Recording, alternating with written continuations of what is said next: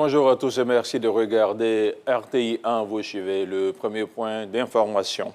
La communauté musulmane de Côte d'Ivoire célèbre ce vendredi 21 avril la fête de Ramadan ou encore l'Aïd el-Fitr, une fête qui marque la fin du mois de jeûne après l'observation du croissant lunaire. Je vous propose d'écouter le communiqué conjoint du COSIM et du CODIS. La fin du mois de Ramadan 2023, correspondant à 1444 de l'Égypte, ce croissant a été observé ce soir à Bandougou, puis à Atekoubé dans la zone d'Abidjan.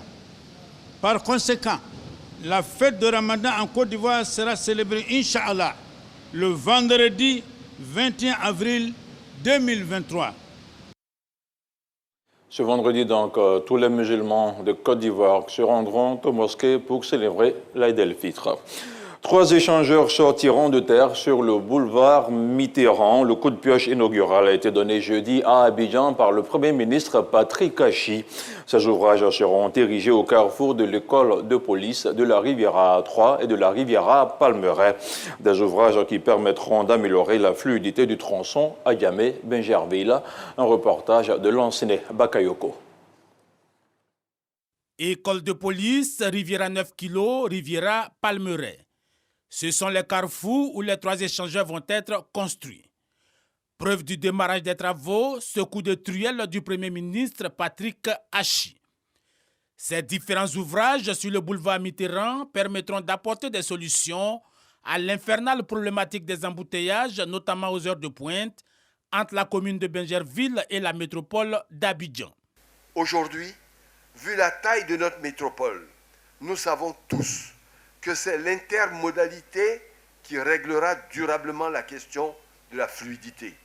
C'est pour cela que le développement du transport lagunaire et l'arrivée du métro bientôt permettront à moyen terme de ne plus se reposer uniquement sur le réseau routier. Amélioration significative ainsi de la productivité d'une ville, l'une des plus dynamiques du continent. De grands chantiers sont également en cours et en projet dans les villes secondaires de notre pays. Ils développeront l'activité économique et créeront des emplois, évitant ainsi l'exode rural en fixant les populations sur leur lieu de vie, permettant ainsi à cette perle des lagunes qu'est Abidjan de rayonner de tout son éclat. Ces travaux d'échangeurs s'inscrivent dans le vaste projet de transport urbain d'Abidjan et devrait intégrer d'importantes infrastructures connexes. Outre la construction de ces 3 ouvrages principaux, il est prévu la réalisation de 2 passerelles piétonnes et l'aménagement de parkings et d'arrêts d'autobus. En réalité, il ne s'agit pas de 3 ouvrages, mais il s'agit de 5 ouvrages qui vont être construits. C'est-à-dire qu'il y a 3 ouvrages pour les voitures et 2 ouvrages pour les piétons. Les travaux sont prévus s'exécuter sur un délai d'environ 33 mois. Le boulevard François Mitterrand, c'est plus de 70 000 véhicules en circulation quotidiennement. La réalisation des 3 échangeurs devrait donc engendrer quelques contraintes, selon l'agence japonaise de coopération internationale qui cofinance le projet. Compte tenu du volume de trafic très élevé sur le boulevard François Mitterrand, la méthode de construction dite accélérée des échangeurs sera appliquée dans ce projet. Ainsi, les éléments de pont de haute qualité seront préfabriqués en partie en usine au Japon et assemblés par la suite sur le chantier en Côte d'Ivoire. Et cela permet de réduire la période de réalisation des ouvrages et de minimiser au strict minimum l'impact sur le trafic existant déjà très dense. Au-delà de la mobilité urbaine et des effets d'entraînement financier sur l'économie nationale, c'est le potentiel de création d'emplois qui motive davantage le Premier ministre Patrick Achi. Ces 3 échangeurs du boulevard François Mitterrand fourniront des emplois à près de 600 jeunes tout au long de la durée des travaux, les formant, les insérant, leur donnant pour la suite de leur vie une expertise remarquable qui leur permettra de participer très facilement à d'autres chantiers similaires dans notre capitale économique ou partout ailleurs dans notre pays, et voire même de créer leur propre emploi. Nous touchons là, du doigt, très concrètement, l'une des autres aspérités positives et structurantes des grands travaux. Ils sont aussi une école de formation et de progrès pour notre jeunesse.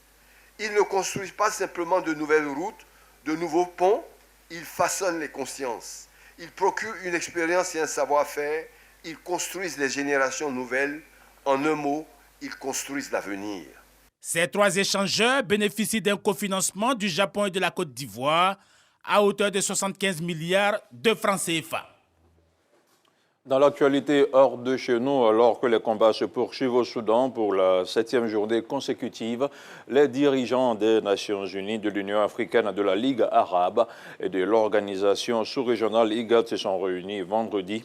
Tous réclament à nouveau un cessez-le-feu, objectif permettre aux civils piégés dans les zones de combat de fuir et de chercher de l'aide médicale, de la nourriture et d'autres provisions essentielles, a déclaré à la presse le secrétaire général des Nations Unies après la réunion virtuelle.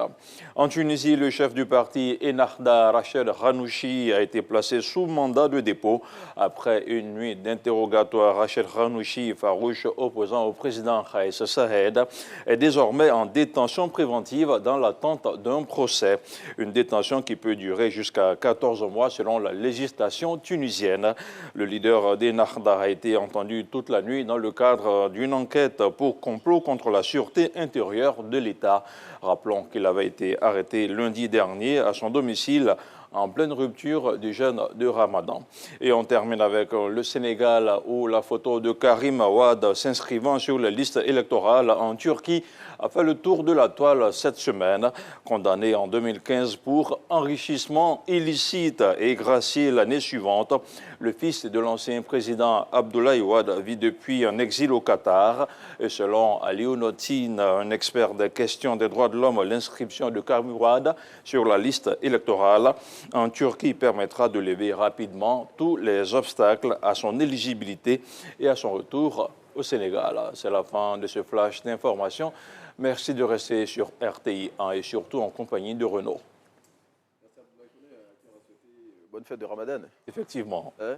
c'est ça. Le mois n'a pas été facile, mais là on y est. Allez, bonne fête, frère. C'est ça, Et comme puis, je le profitez disais bien. tantôt, tous les musulmans vont célébrer l'Aïd el-Fitr ce vendredi. Oui. Et naturellement, vous êtes invités. Bon, ça, on ne va pas rater cette invitation. Voilà. À tout à l'heure.